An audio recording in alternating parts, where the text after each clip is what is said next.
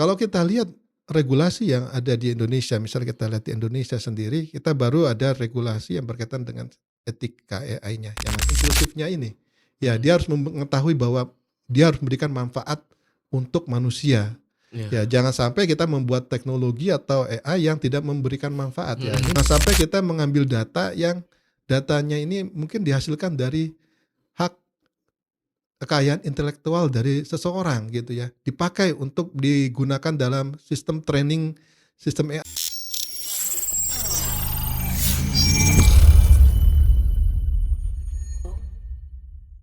pernah main Dota saya, pakai AI itu lawan OpenAI susah ya, lebih susah dari orang yang aslinya. Nah, selanjutnya nih, AI governance ini punya prinsip-prinsip utama nggak? Salah satu itu kalau nggak salah yang tentang di OECD AI gitu ya, Pak, ya? Katanya Oke, prinsip-prinsipnya tuh gimana sih, Pak? oke, baik.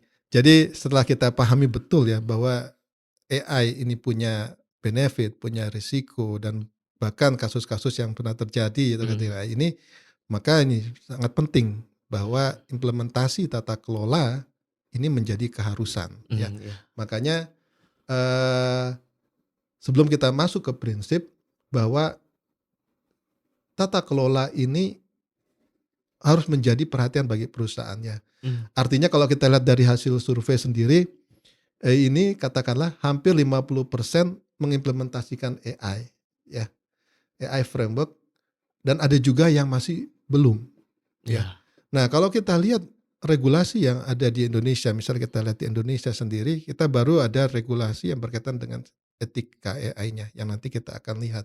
Tetapi dari sisi untuk kebijakan, kemudian standar, ini mmm, belum ya, sedang dikerjakan. Nah, untuk menunggu itu, ya sekarang perusahaan mengandalkan kebijakan ataupun standar yang sudah ada. mmm, Ya seperti ISO 27001 untuk keamanan, kemudian untuk IT governance-nya, mhm, kemudian ya untuk yang spesifik nanti kita akan lihat bagaimana ada satu standar juga yang dikembangkan oleh ISO ya iya, untuk implementasi tata kelola dari AI ini. Nah, adapun prinsip ini menjadi satu bagian di dalam sebuah tata kelola. Di bagian awal ini menjadi fundamentalnya Mas Jafran betul, ya, prinsip ini. Nah, salah satu prinsip yang diacu gitu ya, termasuk sebenarnya saya juga pernah memetakan ya, hampir ada mmm, berbagai macam prinsip dari berbagai institusi yang mengeluarkan prinsip tentang AI ya, salah satunya adalah dari OECD. Ya, di sini ada kurang lebih ada 5 prinsip ya terkait dengan inclusive growth, sustainable development and well-being ya. Bagaimana mmm, terkait dengan AI tadi memberikan manfaat yaitu di bagian inklusifnya ini. Ya, mhm, dia harus mengetahui bahwa dia harus memberikan manfaat untuk manusia. Ya, iya, jangan sampai kita membuat teknologi atau AI yang tidak memberikan manfaat ya. Ini mhm, makanya prinsip ini tetap harus diperhatikan. Makanya di dalam Undang-Undang Uni Eropa sendiri, itu juga tidak membatasi terkait dengan inovasi AI, oke, gitu ya. Jadi inovasi ini jangan dihambat dengan adanya tata kelola ya, jangan iya, salah oke, salah tangkap gitu ya. oke, Jadi tetap tata kelola itu bukan berarti kita menghambat inovasi terhadap AI. Tetap ada aturan main dan ini harus dilihat dari prinsip sustainability development and well-being-nya ini ya, oke, memberikan manfaat bagi manusia. Nah, yang kedua adalah human center value and fairness. mmm, Ya, kalau kita bicara tentang tadi sistem AI ini harus punya kendali ya. mmm, Itu harus bisa bicara tentang human center. mmm, Ya, akuntabilitasnya manusianya ini harus tetap ada. Ya, ada kendali di manusia. Ya, kita betul, bicara tentang bergeseran industri 4.0 menuju industri 4.0, ini semua fokusnya sekarang di human center, human mmm, centric. Ya, kendali manusia ini penting.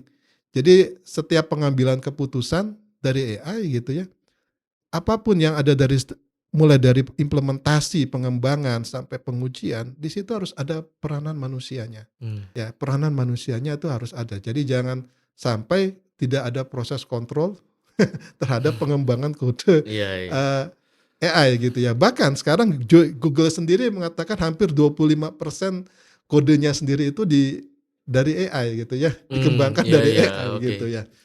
Nah, kemudian ada prinsip transparansi dan explainability. Ya artinya seluruh sistem AI ini bisa dijelaskan sumber datanya dari mana. Ya kalau kita bicara tentang data sendiri itu harus jelas.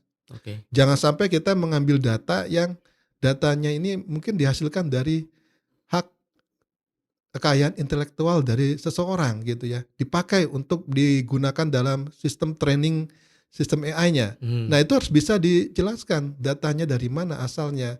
Nah, Iya, iya. itu harus transparansi juga gitu. Iya, iya.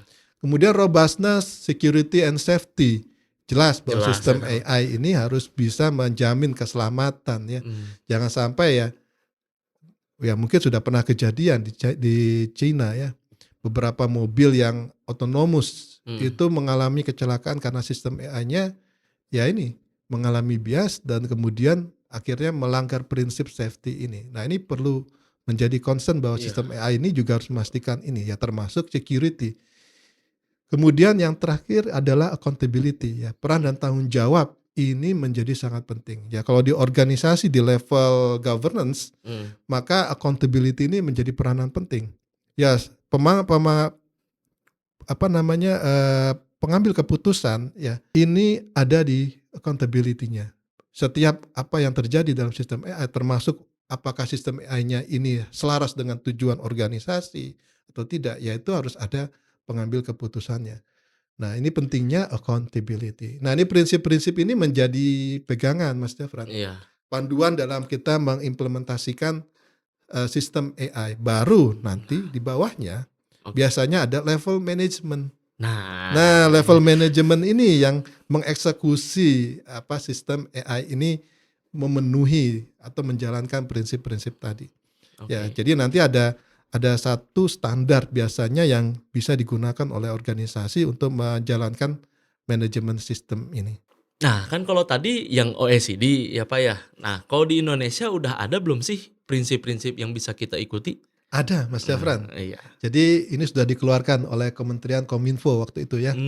Jadi ada peraturan terkait dengan surat edaran Menteri Kominfo nomor 9 tahun 2023. Itu kurang lebih ada 9 prinsip dan ini juga kurang lebih mengacu ke OECD tadi. Oh, Ya, kalau iya, nanti iya. kita petakan itu kurang lebih mirip ya. Ya, ini prinsip selain OECD itu ini ada prinsip ini Mas Jafran. Oh, yang Yang surat tadi edaran surat ya? edaran Oh, menteri yang iya. sudah dikembangkan. Ya, ini ada prinsip etika kecerdasan artifisial berdasarkan surat edaran Menteri Komunikasi dan Informatika. Jadi ada 9 prinsip.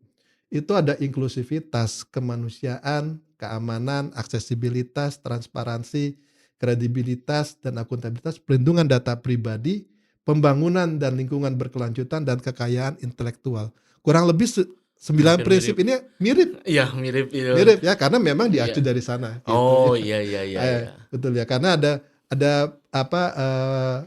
penjelasan yang lebih untuk mendetilkan ya khasnya Indonesia itu sendiri. Iya. Nah, kemudian kalau di level misalnya di keuangan itu OJK juga mengeluarkan prinsip AI itu ada 5. Tapi prinsip ini pun juga sebenarnya mirip apa yang ada di OECD. Kalau Oh, iya, iya. di-mappingkan, saya sudah memappingkan kurang lebih prinsip-prinsip ini termasuk di ISO 42001, ISO 38507 gitu ya. Banyak sekali prinsip yang sebenarnya bisa berlandaskan kepada 5 hal tadi. Nah, yang paling unik apa di sini? Di OJK itu ada prinsip berasaskan Pancasila Iya, ya. iya. Di situ ada pemenuhan nilai keadilan. Kalau kita bicara keadilan tadi ada fairness ya. Oke. Ada keterwakilan, keragaman, kemudian ada prinsip etika yang berlaku gitu ya. Kemudian yang kedua ada bermanfaat tadi ya. Itu balik ke inklusivitas tadi, well-being-nya gitu ya, kesejahteraan pengguna dan tidak merugikan, peningkatan inklusi keuangan dan sebagainya. Wajar dan akuntabel, ya ini bicara tentang bagaimana tadi ya akuntabilitas ya, konsistensi penggunaan data, algoritma, kode pemrograman, ya ini harus jelas gitu ya. Termasuk transparansi dan ketangguhan dan keamanan ya. Nah, itu prinsip-prinsip yang kurang lebih sama tapi ini sudah didetilkan ya. Sehingga nanti bagaimana prinsip ini kalau misalnya kita bicara di OJK misalnya, di dalam pengembangan sistem AI ya ini harus buat checklist gitu ya. Apakah kita sudah memenuhi prinsip-prinsip ini atau tidak? gitu ya. Sehingga jangan sampai ada prinsip yang dilanggar gitu ya. Iya Nah, iya. tentu ini harus dievaluasi secara berkala. Mungkin ini terakhir ya sambil penutupan juga. Nah, di bawahnya itu ISO 40001 bukan, Pak? Ah, betul. Nah, gimana sih apa hubungannya tadi dari prinsip-prinsip tadi, terus sekarang hubungannya terhadap ISO 40001 tuh gimana sih, Pak? Baik, tadi ya kalau Iya kita lihat ada level governance, ada level management ya. iya iya. Nah, standar ini sebenarnya banyak ya, standar AI. Salah satu yang sekarang bisa diimplementasikan ya ataupun bisa diacu itu dari ISO yang sudah mengeluarkan terkait dengan satu standar ya. Termasuk Mhm, juga standar yang berkaitan dengan governance itu sendiri. Ada ISO 38507. Itu untuk AI governance-nya, kemudian untuk manajemen sistemnya itu ada ISO 42001. Ya, itu nanti akan kita sebenarnya itu akan jadi pembahasan yang cukup detail ya untuk membahas itu. Ini tadi framework-nya Mas Jafran ya. iya. Banyak sekali framework tata kelola ya. Ada OECD, ada dari ISO ya. Oh, Covid juga ada ya? Ada COVID juga ada ya, COVID juga ada untuk auditnya sendiri itu Mhm, ada AIGA ya, mmm, itu dari university di Finlandia yang mengeluarkan satu model framework untuk mengaudit sistem AI ya. mmm. Japan juga ada, kalau di Singapura itu juga sudah ada. Bahkan kalau kita bicara tentang data sendiri di sistem AI itu, problem data ini menjadi concern ya. Mhm, Bahkan dari salah satu hasil survei yang dilakukan oleh Stanford University gitu ya terkait dengan AI yang setiap tahun ini dikeluarkan ya reportnya itu, bahkan sistem AI itu akan menggunakan yang namanya data sintetik. apa Data tuh, Mas? sintetik. Jadi data sintetik ini data yang sebenarnya diambil dari data yang sudah ada, Eee, kemudian dipolakan gitu ya, kemudian dia akan digunakan kembali gitu ya, digunakan kembali untuk mengenerate data baru. Nah, itu disebut dengan data sintetik. oh tapi awalnya dari data yang sudah ada gitu? Iya, data yang Oh, sudah ada. Nah, karena data yang sudah ada, kemudian kelangkaan data, sulitnya mencari data. mmm, Nah, ketika membuat sistem AI untuk model training dan lain sebagainya, kan dia butuh data-data yang tadi ya, yang akurasinya tepat. iya Nah, sehingga kalau dia mencari data itu, dia punya kelangkaan terhadap dekat data tersebut. Ya sulit, sehingga dia membuat yang namanya data sintetik. Ya, mmm, hampir bahkan Gartner memprediksi itu 40% ke depan itu akan menggunakan data sintetik perusahaan-perusahaan itu. Ya, saking datanya ini jarang dan kemudian iya, terkait dengan kualitas datanya ini rendah. Nah, si Singapura ini sudah mengeluarkan satu standar juga oke, terkait dengan data sintetik guideline-nya. Nah, ini iya, menarik bahwa eee, terus terang ya Indonesia ini harus mengejar lebih cepat aduh, sistem AI iya, ya. Ini termasuk sampai ya ini seluruh implementasi standar-standar yang ada gitu ya. oke Kemudian nih prinsip-prinsip yang ada di ISO 42001 ya, terkait dengan masalah etika, transparansi, akuntabilitas, privasi, oke, ini juga sudah dimasukkan. Ya, prinsipnya tadi saya bilang bahwa ini menjadi fundamental dalam governance, tapi manajemennya ini yang eksekusinya.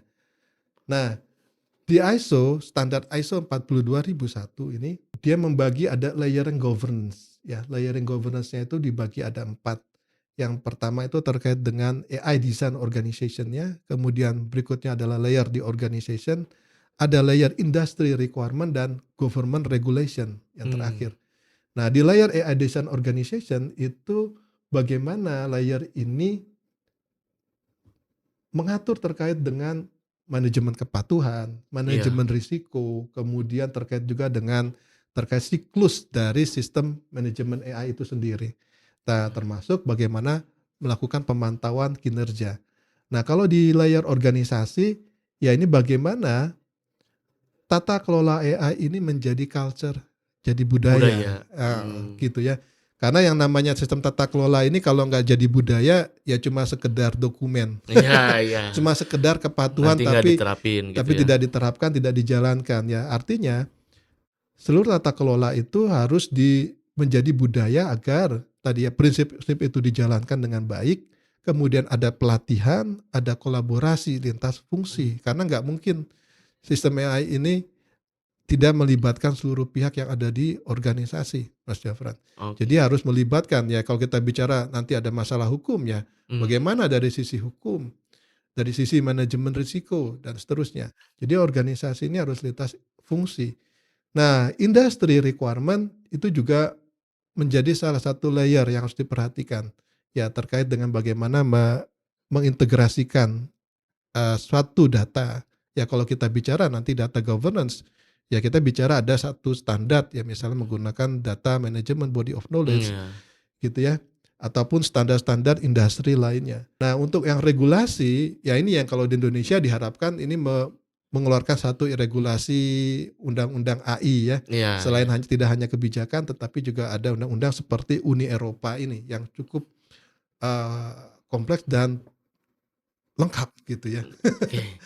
Ya ini adalah apa namanya, klausul-klausulnya ya, kurang lebih bagaimana memahami faktor internal eksternal dari sistem AI, ya Iya. tujuan organisasinya kenapa saya harus mengimplementasikan sistem AI, ya harus kita pahami dulu faktor internal eksternalnya. Mmm. Kemudian siapa yang bertanggung jawab ya, komitmen pemegang keputusan itu seperti apa. Kemudian terkait dengan manajemen risikonya, ya ini harus ada identifikasi risiko, itu harus dianalisis dulu. Oke. Kemudian menyediakan sumber daya, kompetensi ya, baik itu dari data, kemudian untuk meningkatkan awareness tata kelola AI dan dokumentasinya ini juga diatur. Mhm. Ya termasuk bagaimana menjalankan proses dari sistem AI itu sendiri, kemudian mengevaluasi sistem AI itu sendiri, dievaluasi termasuk proses auditnya, kemudian yang terakhir adalah bagaimana meningkatkan sistem keberlanjutan dari sistem AI. Nah ini dia bisa menggunakan satu standar ISO 42001 ini. Artinya ini kalau pingin ngebahas sangat detail tuh masih panjang Masih panjang, AI panjang governance ya, ini luas sekali luas Mas Jafran ya. sekali. Ya, jadi mungkin dari yang kita bahas tadi itu ada key takeaways nggak untuk penerapan AI governance ini? Baik, di Sharing Vision itu Pak Dimitri dan teman-teman juga di yang riset di AI governance di Sharing Vision, itu kita menerapkan satu implementasi yang disebut dengan SMART Oke. ya. Yang pertama S-nya itu adalah spesifik ya. Mhm. Jadi dalam mengimplementasikan sistem AI ini benar-benar kita mengimplementasikan sistem AI yang memang tujuannya spesifik ya. Sehingga tadi kita bicara tentang tingkat risiko, klasifikasi risiko AI itu ini berada di level yang bisa diterima tadi ya. Jadi termasuk bagaimana sistem implementasi AI yang spesifik ini jelas tujuan sistemnya gitu ya. Jangan Iya. yang sifatnya terlalu general. Ya, oke. Kalau sifatnya general nanti terlalu banyak halusinasinya Ya. gitu ya. Nah, yang berikutnya adalah M.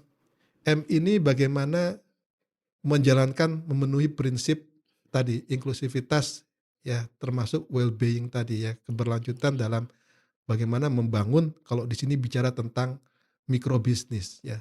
Bisa memberikan manfaat bagi pihak-pihak yang menjalankan ekonomi kecil nih. Ya jangan sampai misalnya contoh di Cina itu sudah dijalankan yang namanya robotaksi itu ya. Iya iya iya. Bisa bayangkan kalau ini malah menghilangkan pekerjaan ya supir Gojek Iya. dan sebagainya. Oh, Wah, iya ini iya. bisa jadi tidak memberikan manfaat cukup besar bagi ke Masyarakat. masyarakat gitu ya. Nah, yang ketiga adalah A-nya, aman. Mmm. Nah, ini sangat penting bahwa sistem AI itu harus dibangun untuk keamanan ya, untuk aman. Jangan sampai sistem AI ini ya malah menyebabkan tadi risiko-risiko yang Yang tidak diinginkan kan gitu ya. iya iya. Nah, kemudian R-nya adalah risk based regulation. Ya, tadi bahwa pengembangan sistem AI itu harus didasarkan terkait dengan risknya, risikonya. Nah, yang terakhir adalah T, terkendali, Iya jelas. iya. Kita bicara terkendali, ya ini harus dalam akuntabilitas yang jelas ya sistem AI ini. Dalam setiap pengembangan siklus sistem AI itu ada bagian-bagian yang bisa kita kendalikan. Jangan sampai ya sistem AI ini tadi karena dia sifatnya adaptive system, tidak terkontrol, bahaya Iya kan? iya. Dia melakukan sistem pembelajaran tersendiri terus-menerus, tidak ada yang ngawasin gitu ya, menghasilkan halusinasi terus-menerus, wah ini Mhm. bahaya.